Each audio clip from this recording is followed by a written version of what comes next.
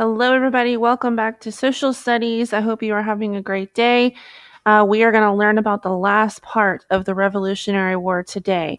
So let's get started.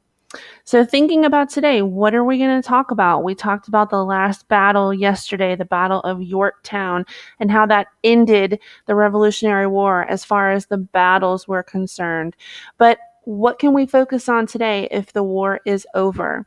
Well, many groups contributed to America's independence. The Sons and Daughters of Liberty helped encourage colonists to move towards independence.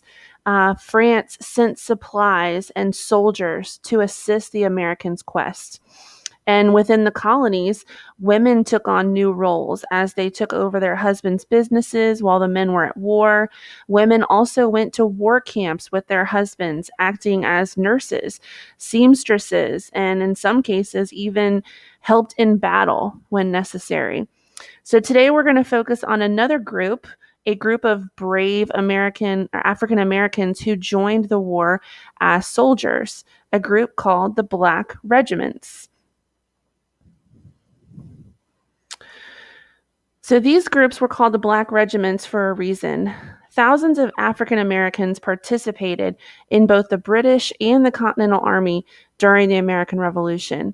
In the Continental Army, African American men fought beside white soldiers throughout the war. However, units that consisted of mostly African Americans were referred to as Black regiments. The roles they played throughout the American Revolution were extremely important. Some African Americans in the Continental Army were free, while others were still enslaved. Many enslaved African Americans were promised their freedom in return for their service during the war. Whether free or enslaved, these brave men risked their lives to help America obtain its independence. Despite the important role Black regiments played in the American Revolution, they were not well known or widely acknowledged until recently. While some of these brave men earned recognition for their bravery, many of their accomplishments were overlooked. In addition, many of the enslaved men did not receive the freedom they had been promised. Freedom for all was not granted until another war close to 100 years later. This did not stop the Black regiments from helping America gain its freedom from Great Britain and its tyrannical reign. So now that we know about the Black regiments and how they were involved in the American Revolutionary War, now we can go back to how the war officially ended.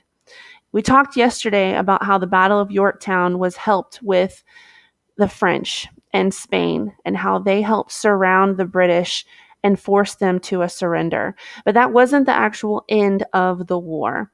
The Treaty of Paris was the official end of the Revolutionary War. So let's find out what that was. The Battle of Yorktown basically ended the Revolutionary War, although a few minor battles between the British and the colonists occurred over the next 2 years until King George III finally ordered a cease or end to the war.